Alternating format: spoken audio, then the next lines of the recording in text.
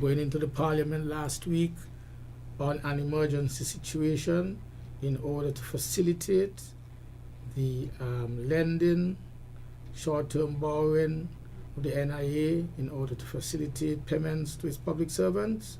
That is something that we had no qualms about, something that you had to do, because you could not have public servants in St. Kitts being paid on time for independence and those in need is not being paid on time.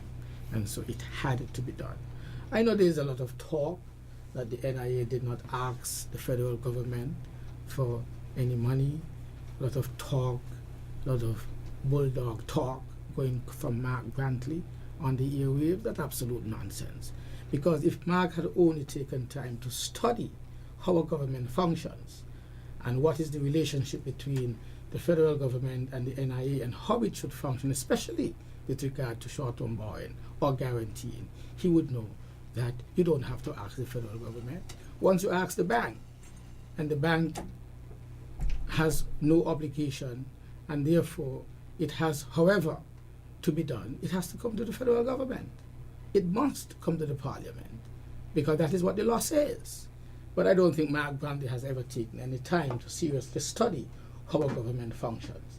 It's just talk, and travel.